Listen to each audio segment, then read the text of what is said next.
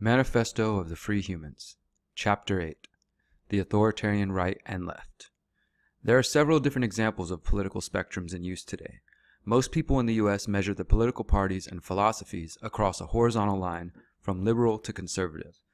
Others see the political spectrum as a square with totalitarianism in the top corner and freedom in the opposing corner. We tend to disagree with most political spectrums because they misunderstand the eternal struggle of freedom versus tyranny and mistakenly believe that either the right or left side is closer to freedom, or that one is better than the other. This tyranny manifests itself as non-voluntary communism, statism, fascism, imperialism, and any other form of authoritarianism. The opposite of all these power schemes is anarchism. In the realm of politics, economics, and religion, there exist many false dichotomies in which there seems to be a narrow field of two options to choose from. In reality, there is actually a larger set of possibilities beyond the pre-approved guidelines. In other words, you are asked to choose between black and white, leaving you to think that the only colors in existence are black, white, and maybe gray, when in reality there is a whole palette of different shades and tints that are completely left out of the discussion. The statement, "If you're not with us, then you're against us," is a classic false dichotomy, because it only presents two options, both of which amount to violence, while completely neglecting the possibility of remaining neutral. Likewise, the traditional left-right paradigm is also a false dichotomy which forces people to choose between two seemingly different but equal authoritarian sides. Anarchists should not make the mistake of believing that they are a part of the left or the right. These terms are skewed beyond repair and have different meanings in different nations and at different points in history. Alliances with right and left have failed every time because ultimately the followers of the corporate political parties are still playing into the mainstream paradigm. This leaves them open to manipulation and adopting what Konkin called anti-principles. The mainstream left and right will always sell out the principled but misguided anarchists who seek alliances with one side over the other. We should absolutely reach out to both the right and left and attempt to bring our message to them as much as possible, but we must be careful not to sacrifice our principles. We should work to bring them towards our principled stance. Rather than believing the answer lies in one end of the political spectrum, freedom-minded individuals should work to ally with like minds from all sides. The danger is in believing that one end of the spectrum holds the one path to liberty and that the other side is the problem. This is the same false dichotomy that we sought to escape when we first abandoned the left and right paradigm and mainstream politics. After waking up to the reality that the Democratic and Republican parties are controlled, many freethinkers have taken to a life of activism in hopes of changing the world. However, many of these people who broke through the mainstream left and right paradigm are now falling for another false paradigm, leading them to the same cycle of frustration and division that is seen in the mainstream political circus. The legitimate frustration felt by those seeking solutions has caused some on both the left and right to become even more extreme in their dogmas and their support of government. These individuals fail to remain consistent and instead fall prey to the deception of statism once more. An interesting aspect of the political spectrum in America is the fact that it is constantly changing and shifting. In America, Democrats and Republicans regularly trade positions and switch stances on important issues. For example, for a period of time after World War II, prior to the Red Scare and the Cold War, the Republicans were known to take strong anti-war positions. The Red Scare and Vietnam War pushed conservatives towards a more pro-war position, while the Democrats reacted in opposition and subsequently became known as the anti-war party during the era of the New Left.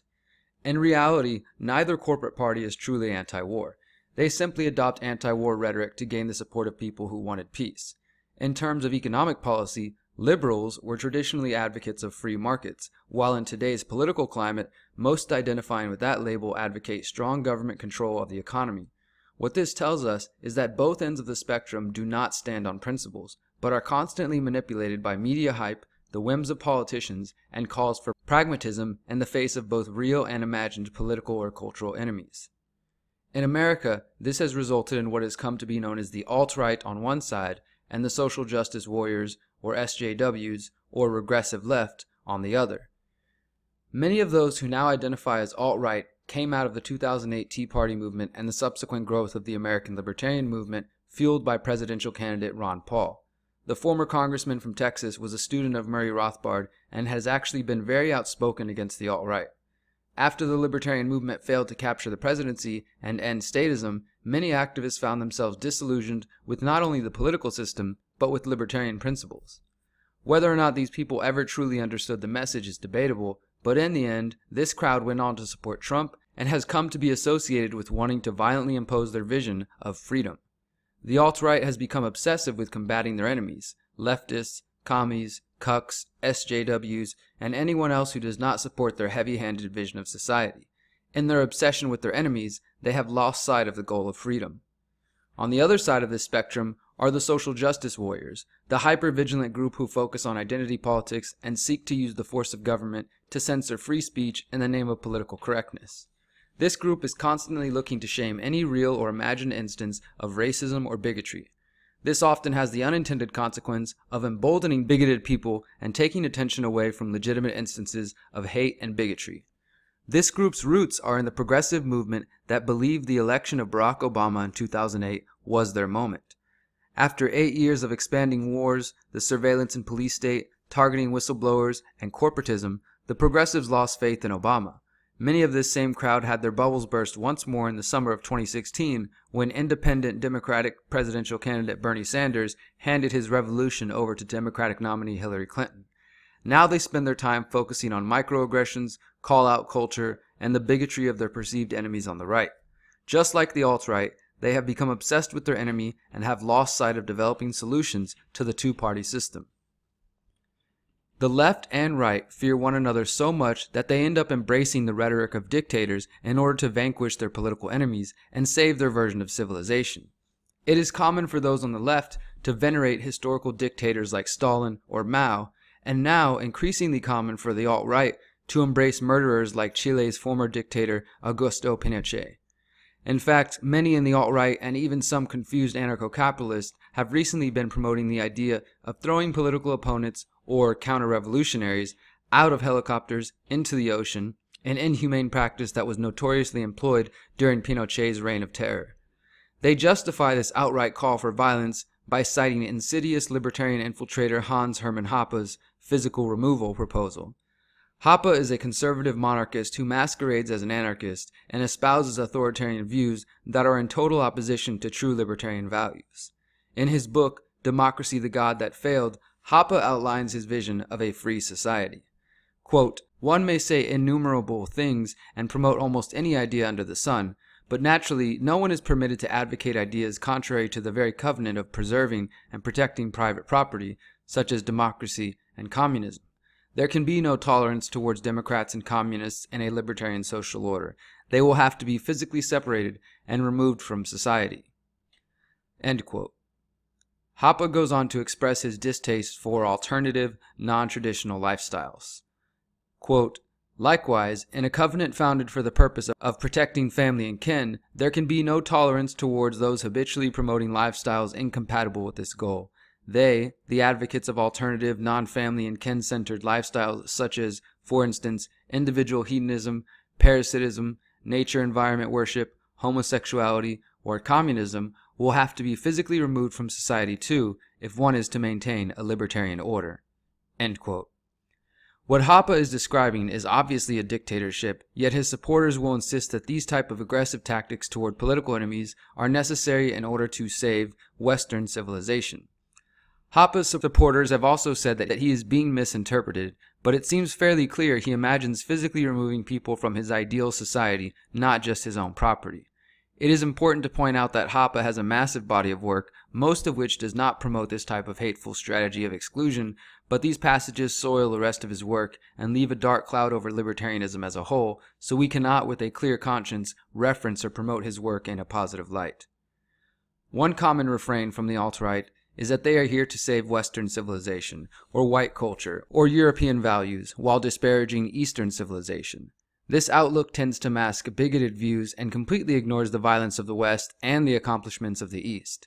In reality, both Eastern and Western cultures are responsible for great achievements and systematic violence.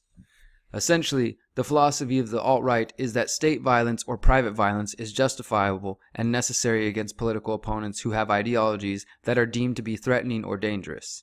According to their logic, ideologies of their political enemies, whether it be communism, environmentalism, or whatever, are viewed as acts of aggression in themselves, and thus they believe that they would be defending themselves by using violence against their enemies.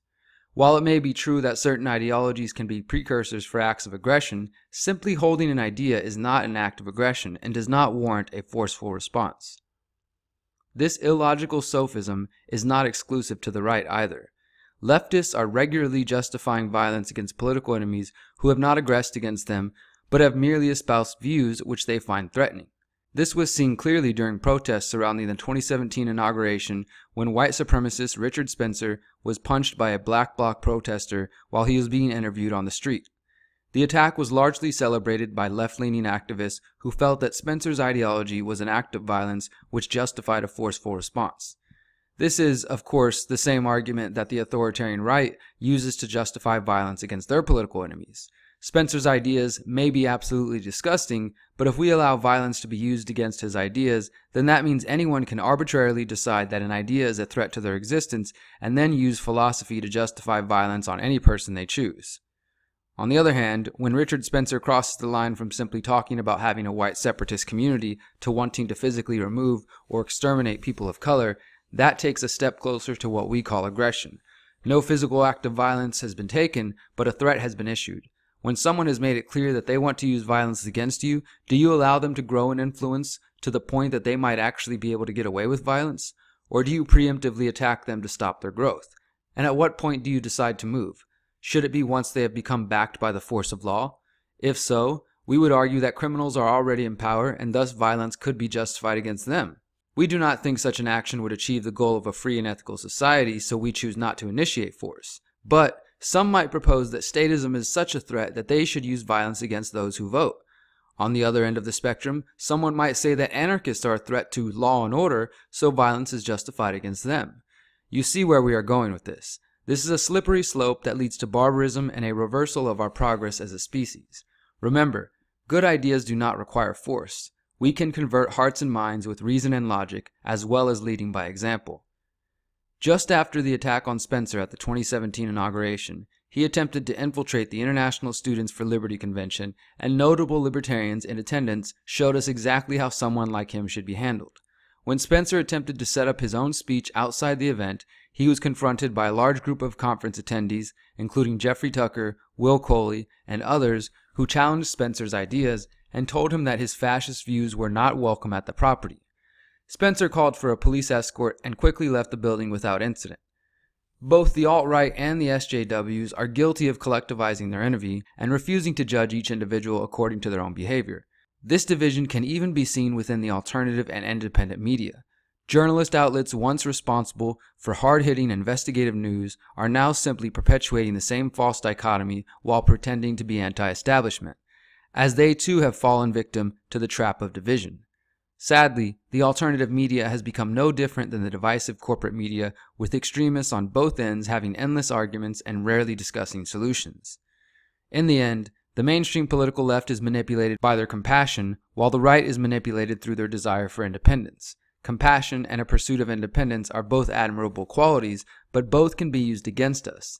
The right perceives compassion as negative because they can see how the left is manipulated, but at the same time, they do not see how they are being manipulated through their desire for independence.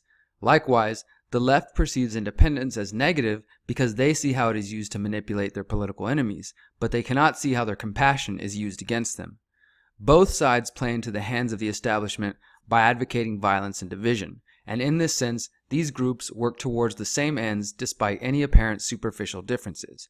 It is possible for rational people to be both compassionate and independent without being manipulated by the government or being divided amongst one another. The hate and division seen in politics should make one thing extremely clear. It is not a good idea to force large populations of people in a specific geographical location to live under the same rules, adhere to the same culture, fund the same projects, and so on. People are unique individuals with a broad spectrum of beliefs and values. For optimum peace and prosperity, each of these unique individuals should be able to live according to those beliefs and values so long as they do not impede upon their neighbor's freedom to do the same.